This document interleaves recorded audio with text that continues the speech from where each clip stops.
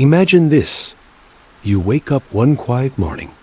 The side of the bed next to you is empty forever. The person who shared your coffee, your secrets, your struggles, is gone.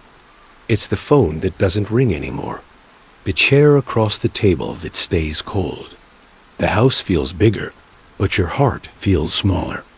And suddenly, you remember all the things you meant to say, the things you kept for later, but later never came. Today, I want to speak to you directly, not to scare you, but to prepare you, because there are 5 deep, painful regrets most people only discover after their spouse dies. And once it happens, it's too late. If you listen carefully and start acting now, you can avoid them. You can protect your heart, your memories, and even your peace of mind. Let's go through them, one by one. Regret number 1. I didn't say what I really felt. This is the heaviest regret of all. The words left unsaid. I love you. I forgive you. I'm sorry. Even thank you for being my everything. You think you have time. You think they know how you feel because you've been together for decades. But when they're gone, silence echoes louder than any fight you ever had. I remember a story of a man named Richard, 76, who lost his wife after 52 years of marriage.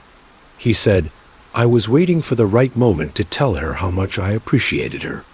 But life didn't wait for me." How to avoid this regret? Start saying what's in your heart now, even the little things. Leave no room for, they probably already know. Write letters, leave notes, whisper goodnight. Your partner would rather hear it 10 times than never at all.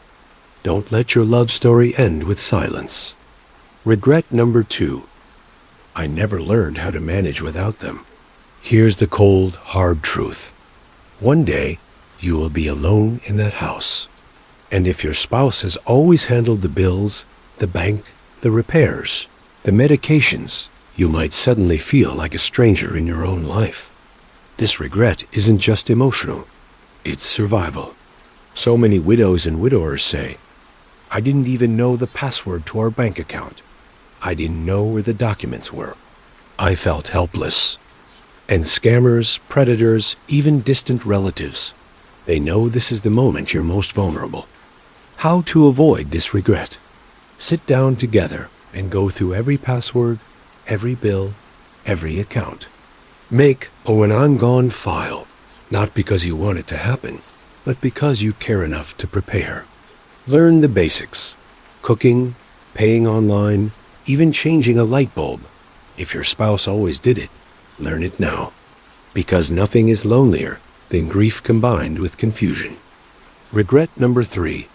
I took our daily moments for granted. It's not the anniversaries that hurt the most. It's the empty chair at breakfast. The TV shows you no longer watch together. The simple routine gone. You remember how they used to ask, "Want to go for a walk?" And you said, "Maybe later." Or when they asked you to sit with them on the porch. But you were too busy scrolling your phone, cleaning the kitchen, doing something important. Later becomes never. And those small, ordinary moments, they were the big ones all along. How to avoid this regret? Be present in the boring, quiet, normal moments. They are the ones that define a marriage. Take more photos of ordinary days, not just holidays. Sit together, even if it's silent. Because one day, you'll wish for just one more cup of coffee with them, not a fancy vacation. Regret number 4. I never asked about their stories. Here's something heartbreaking. Most people die with their stories untold. You think you know your spouse, but do you know how they felt the day they left home? The dream they gave up for you? The things they wanted to do, but never said out loud? After they're gone, their stories vanish too. You'll find a photo, a letter, a receipt, and wonder, what's the story behind this? But no one is left to answer. How to avoid this regret? Ask now. Record their stories. Start with, "Tell me about when you were my age." Ask about the happiest day of their life and the hardest one. This isn't just for them. It's for your children, your grandchildren, and the version of you that will one day sit alone with only memories left. Regret number 5. I didn't take care of myself when they were here. This one is brutal. Many people lose their spouse, and within a few years, they follow. Not because of fate, but because they neglected their own health, their own friends, their own purpose. You think, I'll focus on me later. Right now, I'm taking care of them, or the grandkids, or the house. But when they're gone, you're left with a body that's tired, a mind that's lonely, and a life that feels half-lived. How to avoid this regret? Don't wait for tragedy to start living. Nurture your health. Walk, stretch, eat better, go to your own checkups. Keep friendships alive. Find a hobby that is yours alone, because the best gift you can give the one you love, even if they leave first, is to keep living a full life.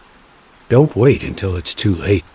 Death is cruel not just because it takes someone away, but because it leaves you with what you didn't do, the words you swallowed, the hugs you postponed, the plans you said, maybe next year, too.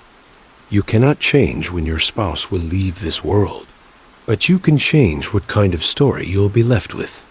So tell them you love them now. Share your life, your passwords, your stories now. Hold their hand tonight. Sit with them tomorrow. Because the saddest sentence in the world is, I thought we still had time. If this touched you, share it with a friend who still has their partner beside them. And if you want me to make more videos like this, painful but real, leave a comment.